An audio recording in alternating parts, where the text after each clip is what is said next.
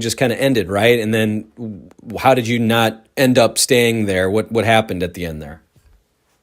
It's a good question. It's a real good question. And that, really pissed off a lot of people, and a lot of people are really still scratching their heads. But the contract ended at In Demand, which we sort of knew was coming. And then just the way it actually was informed to us was little disheartening, a little confusing, a little surprising. It sort of happened on the air, where it was sort of a mistake made, where the announcement was made on the air before the staff actually knew. Sort of a misstep there. And without getting into the minutia, there was... Or was it? Someone screwed that up. Or was it? Someone screwed that up. Yeah. It was a miscommunication was the excuse. But that was strange. And then it just sort of ended, and it was strange. It was a weird way to end after such a long time with so many people that were so committed and loyal and dedicated to the show. Whatever. You just move on. I have just a couple. True colors came out, but I don't really know what happened. It's sort of people are just sort of scratching their heads still to this day. Well, we'll continue to scratch our heads. I think I know where you're talking about, but I have a couple more minutes with you. I appreciate this time that we've had to have our conversation that we're having. Do you have favorite moments? Like, do you have favorite show moments? When people, I know this is such a cliche question, but what 2-3 things come to mind when you think of your time, the 19 years that you spent there? Oh my God. I got to tell you, like, one of the hardest, it's sort of, I don't know if I could narrow it down to like 1 or 2 instances. I just love when Beetlejuice came on the show, and Beetlejuice interacting with anyone, Beetlejuice in his costumes, Beetlejuice just in a straight up interview, Beetlejuice pitching something. Just, he was so funny and so unique and so authentic, and not even knowing why he was funny, or, just, I like the whack back, some of those real crazy segments that we did, not just the whack back being interviewed, but then coming like High Pitch Eric with the fish was just such a classic segment, and so funny and so real and so hysterical. Celebrity interviews were good, people that were not the average, guests that you'd see on other shows that people would come on for the first time. Remember, we did a remote show in LA, and he interviewed Rodney King, and I found that fascinating. I just thought that was a real interesting, such a unique guest and such a historical figure. That's something that I was like, wow, that's pretty amazing to be interviewing him and just hearing him in different perspective than what you're used to being interviewed by Howard. God, there's just so many. There's so many. The bands I used to love because it was so intimate and so awesome. You have like Lady Gaga or Metallica or Train.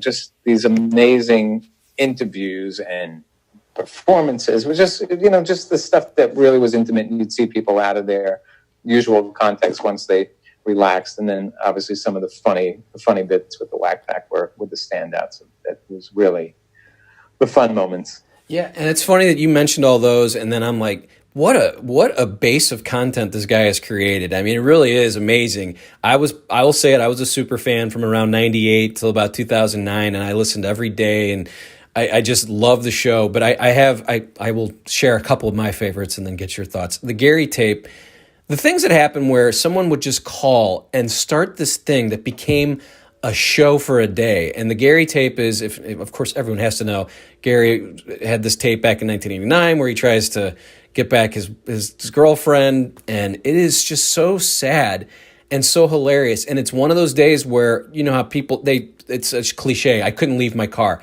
I literally had to be at work at 9 a.m. and I couldn't get out of my car.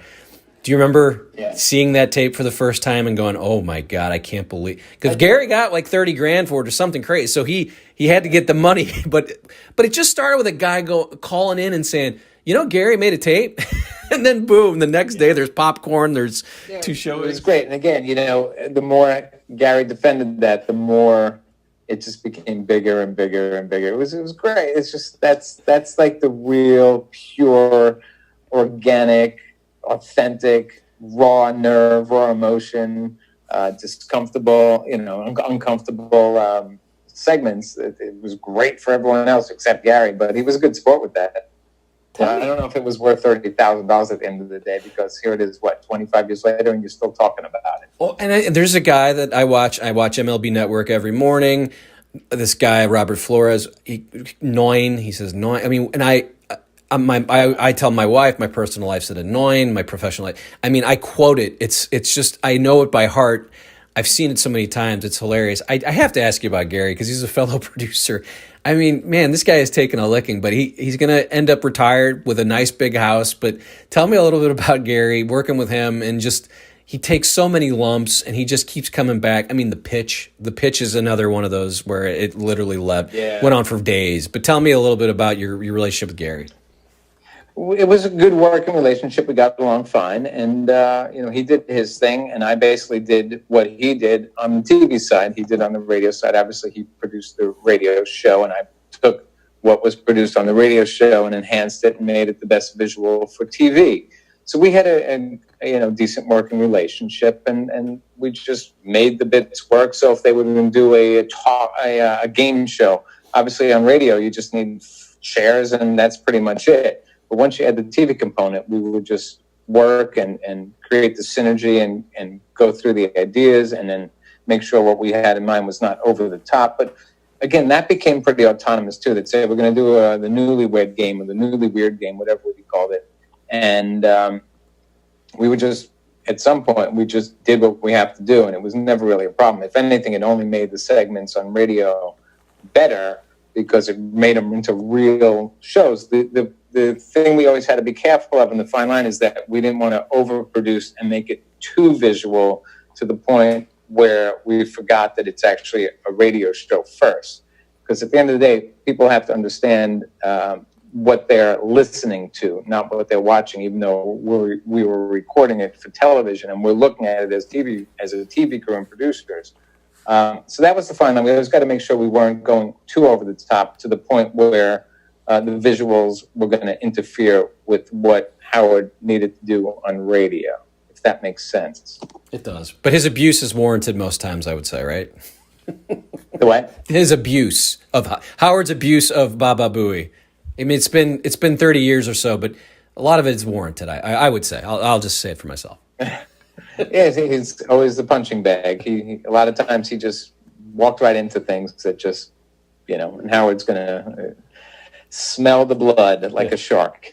I appreciate your time, Doug. I don't know if there's anything you wanted to add. It's called Here's the Pitch. I let people pitch. Are we moving to Hawaii with Robin Radzinski someday, or what's going on? Anything we missed? That would be nice. That would be nice. No, I don't really have a pitch. This was just a fun conversation. I told you, like, you hit it up, and the way you hit me up, I was just like, yeah, this sounds different. We'll give it a shot.